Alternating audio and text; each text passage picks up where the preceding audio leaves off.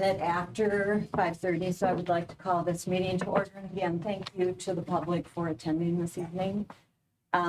Noting that we have 6 board members here tonight. Judy Engelbretson is not in attendance.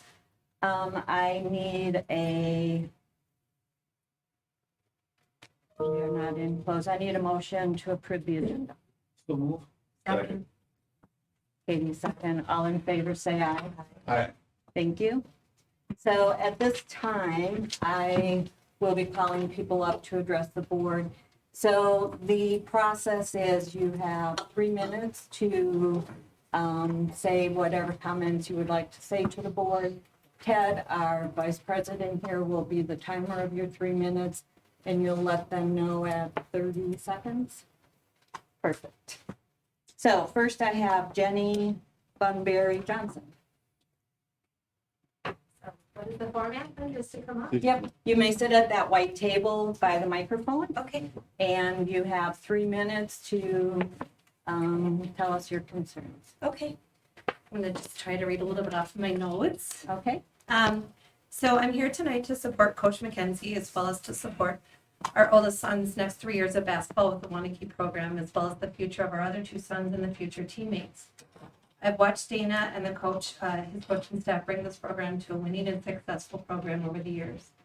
He has put his heart and soul into this program. We want to see our boys have the opportunity to play and learn under the current program with Coach McKenzie. What has happened since last March in the sequence of events is unacceptable, no mystery to me, and how this has been dragged out and how it has come so far. One man's voice is not my voice, and it's not the voice of many, many other families in the Waunakee community. We have a great respect for the time and energy and guidance that Dana and his coaching staff and volunteers have given to our kids, as well as the other families in our community. My son does want to play for Coach McKenzie. I understand that it was told that none of the players want to play, but again, that's one man's voice, not everybody's voice. We need to protect our coaches, teachers, and public service positions in this community. The time they take away from their own families and other things in their lives for our children deserves more respect and support from the community. And what has been given in this situation? We struggle to find enough coaches and teachers right now because they are unprotected targets from over-involved parents or personal vendettas or agendas. Parent involvement is great, but to what extent? Coaches do not have the time to field all the complaints and meetings the parents want to have and still focus on the kids. It's a great amount of stress on the coaches and the kids. We need to put down and not allow parents with personal agendas to bring such toxic energy to our teams like this group of parents has done. The action of this group of people has been a bullying and abuse to these coaches and an attack on the personal character, which has affected their own families as well, not deserved and not okay. These are high school coaches who have given far more time than what they are paid for. They are not coaching for fame or fortune. They are coaching because they love coaching and teaching these kids, and they love and know the game well. Coach McKenzie is still here fighting for the position to help and teach these kids because he loves doing it. Most people would have given up. The fact that Dana is still sitting here and has not given up speaks volumes to character that he loves teaching and coaching our kids. Please, let us be the community that we are in Waunakee and show a little respect back to someone that has given so much to our community. Again, there are so many voices in support of Coach McKenzie, only a few that are not. Please start listening to the masses, not just a few. One voice is not our voice, nor should it be. That person is not our voice. We want you to hear the right voices. We want to protect Dana and other coaches from these personal attacks. We want a fun and positive season for these boys this year. Please stop allowing the negative to win. Please do not allow these attacks. I support Dana McKenzie. Thank you very much, Jenny. Yep.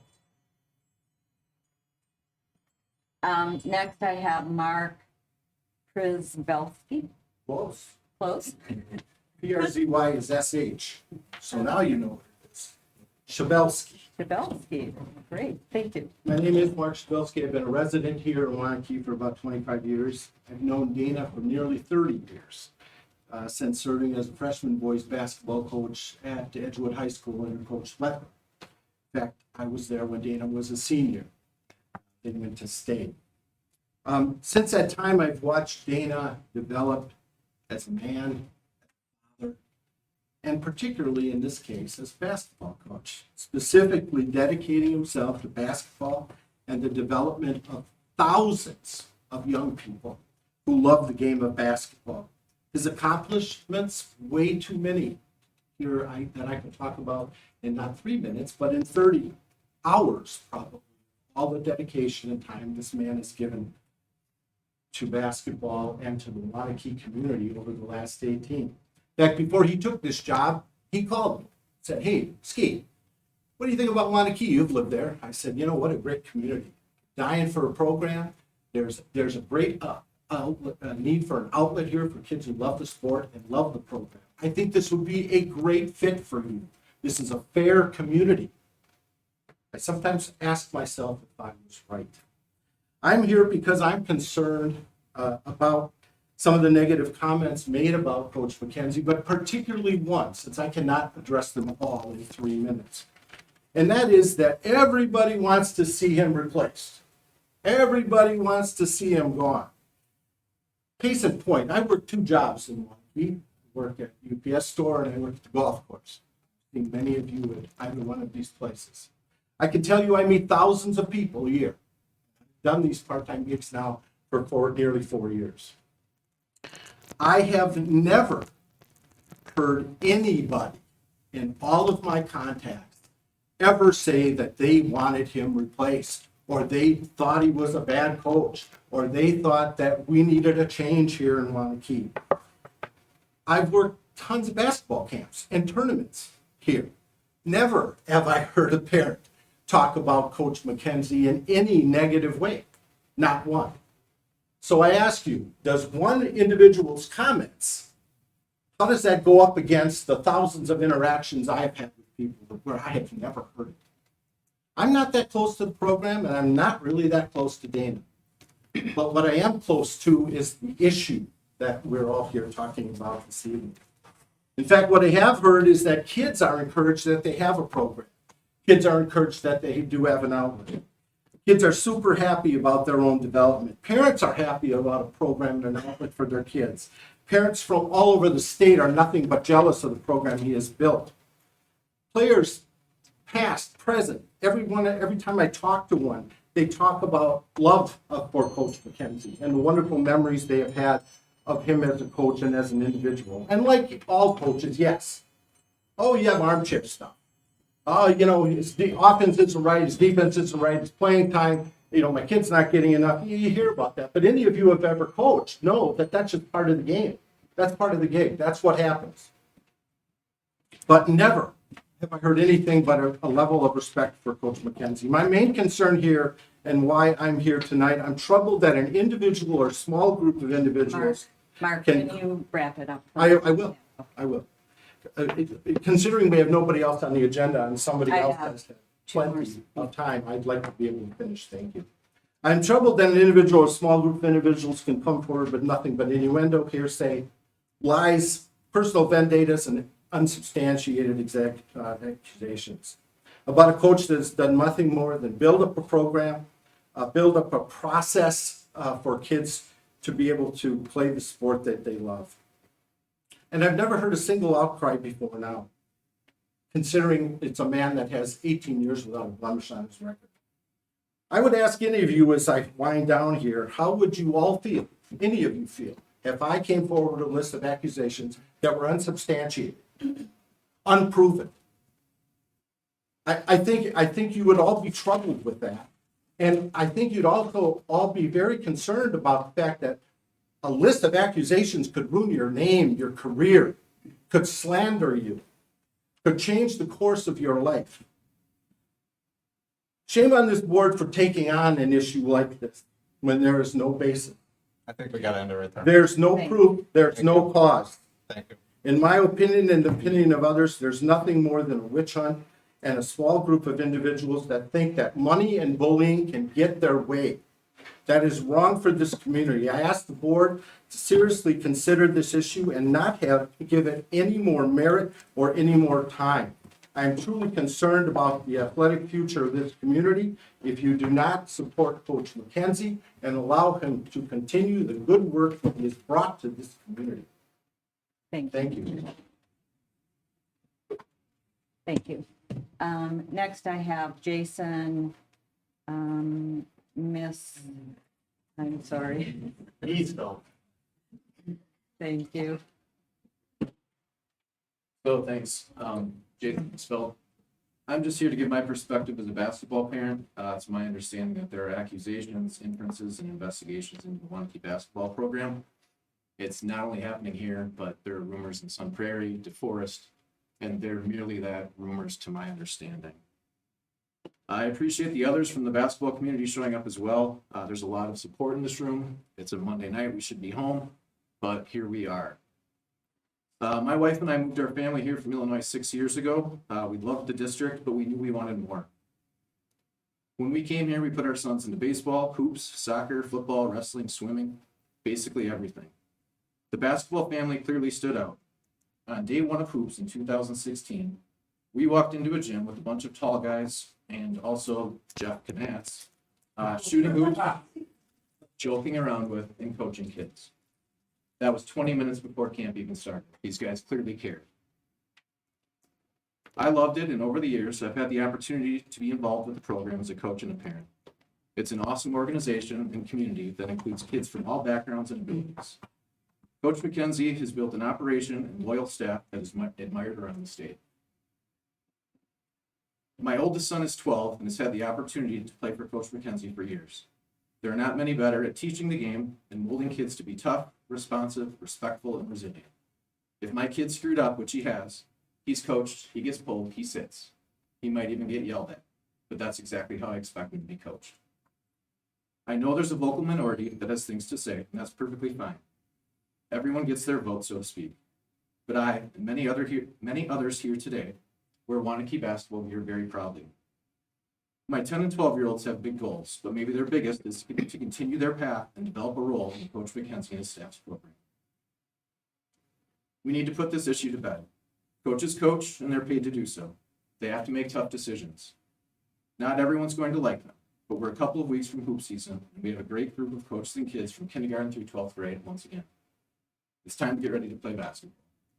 The program is literally the envy of the state, and we're lucky to be a part. Thank you. Thank you, Jason. And the last one I have is Todd Johnson. Hi, Todd. So you get For notes. 3 minutes, sure, absolutely. All right, I'll make this pretty short and sweet. I'm from Waunakee. I know all of you up here, essentially. I love Waunakee, and my wife Jenny and I moved back to Waunakee because we wanted to raise our kids and our family in a community where we're going to get out of that community what we put into that community, and I still believe this is the community I grew up in.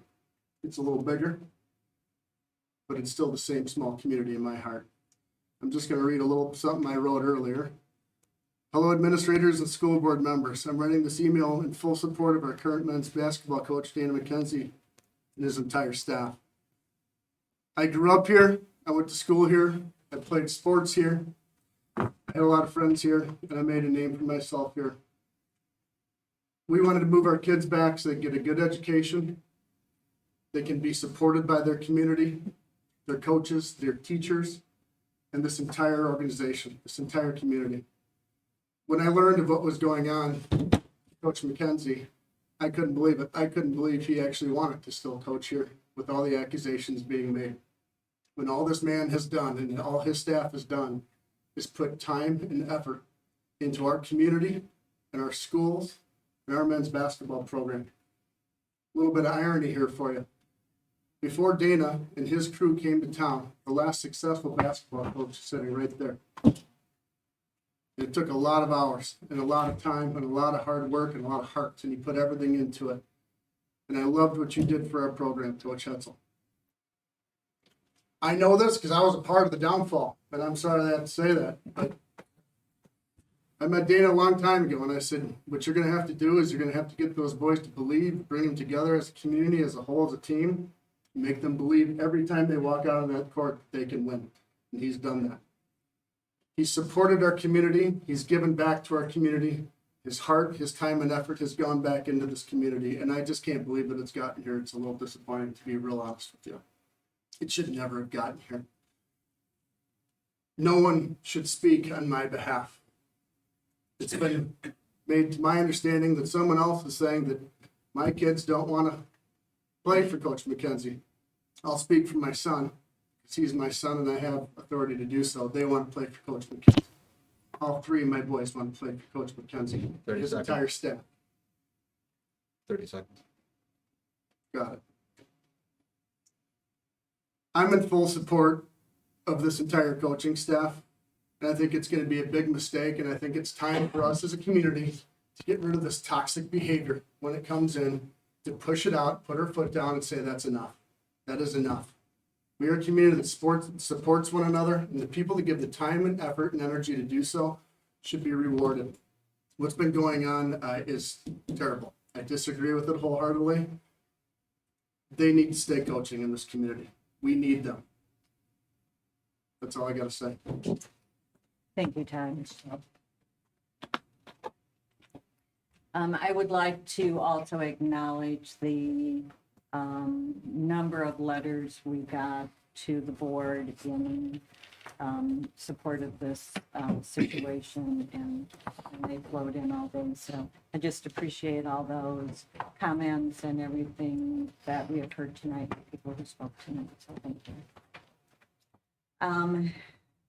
We now will go to the other part of our agenda, which is looking at our budget approval and the tax levy approval for 22-23. And Steve, I'll pass that over to you. Thank you, Joan. I appreciate that.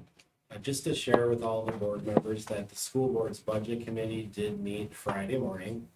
So that committee met at 7:30 in the morning on Friday and had the opportunity to review the budget and tax levy documents that you're going to see this evening. This agenda item is broken down into a Part A and a Part B, and I'll start with the Part A.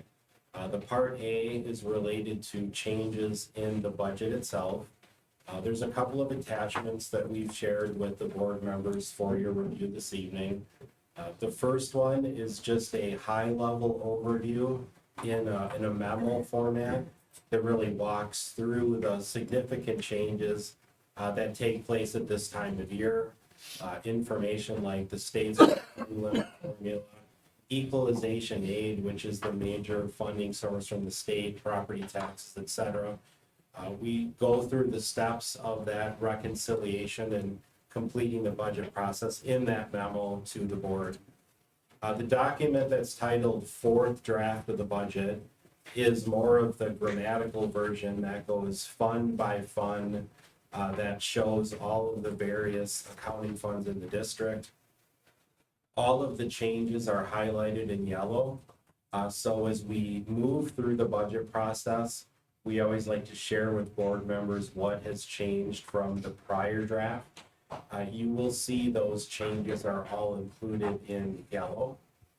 And then the third attachment is called budget adoption. And just so you're aware, this is the format that the Wisconsin Department of Public Instruction recommends for school boards to adopt a budget in. It looks different than the fourth draft in that the budget adoption is more of an accounting-based document that follows the state's accounting requirements.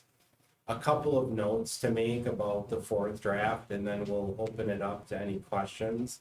As board members, you've seen the Title IX report. What we did do in the fourth draft of the budget is incorporate the financial recommendations from the Title IX consultant. Those recommendations were to take the gate receipts that are received for our athletic events and to allocate the gate receipts towards the athletic department itself. In the past, those gate receipts would come into the district's general fund. We still are allocating the first $60,000 to the replacement of the turf on Warrior Stadium and the soccer pitch. Then the remainder, the additional 60,000 would, instead of going to the general fund, would be allocated towards athletics. On the expense side, you did see the recommendations involving adding supply and materials budgets to several activities, so that has been added in. There was a recommendation regarding hockey and the differences that we have between our own hockey program here and the hockey program that is a co-op with Sun Prairie. So this budget revision does allow some additional investment equally in the male and female program, so that the fees could come down to $500 and be equal for both participants in either our program or the Sun Prairie program. And then there was the uniform replacement cycle, and to add some additional funds to create that consistency for all sports. What isn't included in there, I just want to be clear, is right now the softball field lights. If you remember the Title IX report, Randy indicated that would be something that we could look at depending on the results of the referendum or perhaps our district fund balance. So I wanted to note that at this time is not in the fourth draft, but the remaining portions of the recommendations are included in there. And the budget committee did look at that on Friday as well. So there's numerous other changes, all related to what happens at this time of the year. Things like our student count. So our student count happens in September, open enrollment students in and out. There's just a number of different changes that take place in a budget process in a Wisconsin public school that happens during the months of September and October. And all of those have been included in this process. I do want to note that the fourth draft document is based on a budget without the referendum questions. And I will ask Rebecca in just a minute to bring up a document so you can see the fundamental difference amongst the various possibilities of the November 8th election. The second part, the Part B, reviews information regarding the property tax levy. So just in a moment, we'll bring up the budget and tax levy options document. We have a tax levy explanation that we provide on our website to share more information with community members on how property taxes work in public schools. And then the document, the last one, Rebecca, if you wouldn't mind bringing up the one that says final draft for a minute. One of the things I always think it's important to share with board members is the topic of distribution of school property taxes. We have multiple municipalities that make up our district, and every year the percentage of those municipalities changes. So I'm just going to call your attention to like the city of Middleton line. So that's the lowest line right there as far as the last municipality.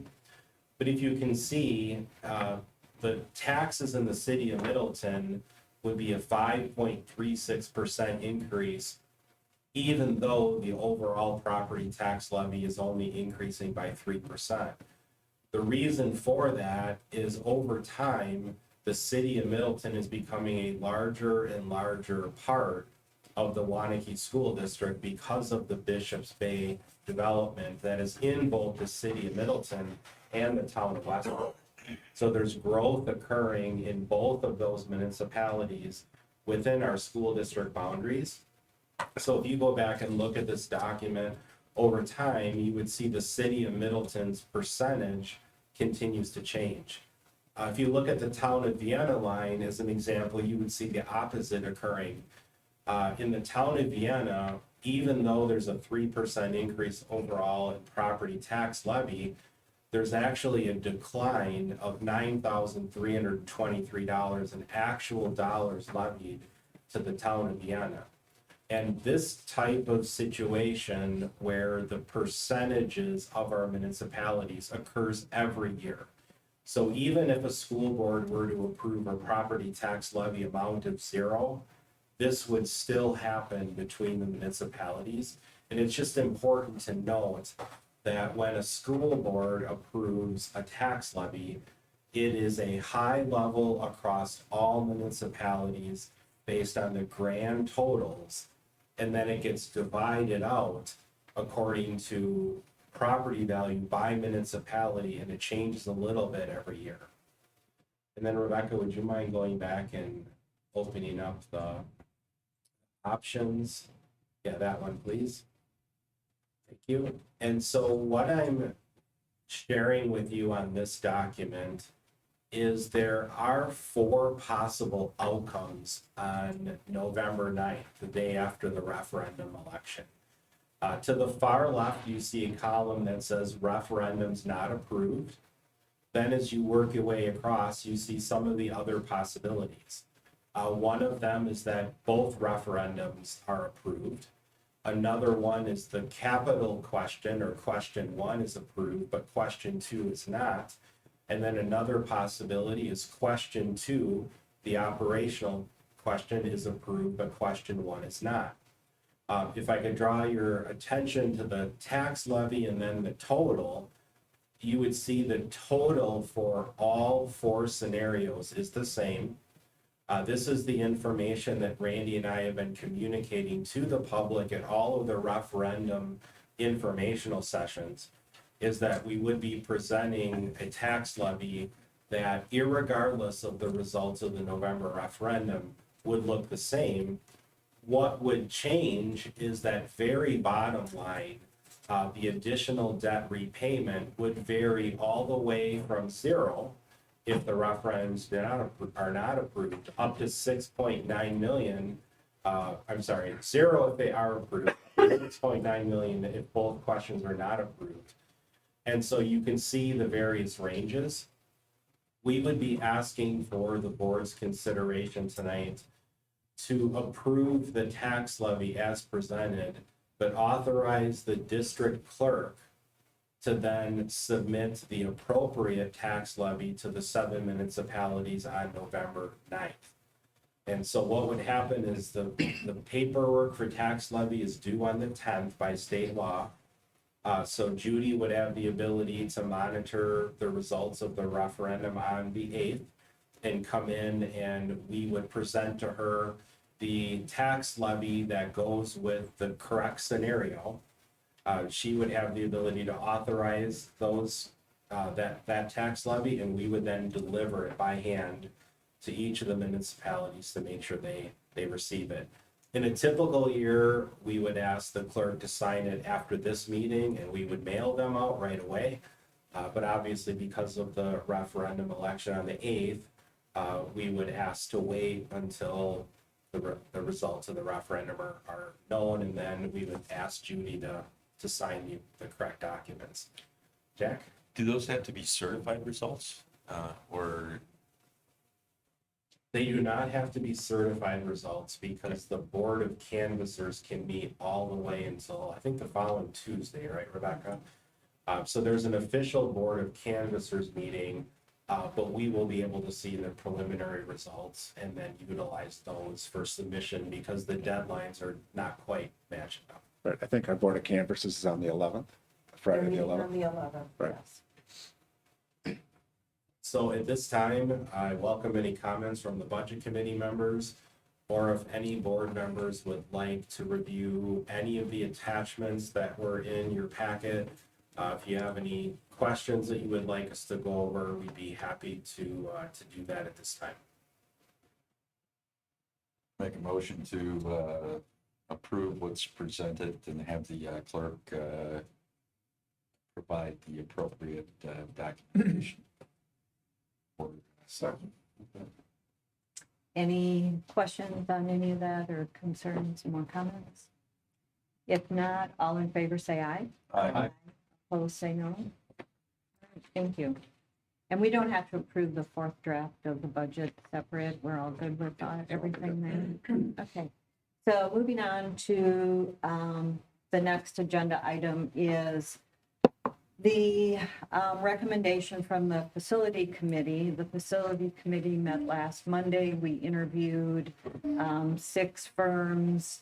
Some of them had only one thing that they were bidding on. Some had up to 3 things that they wanted to bid on.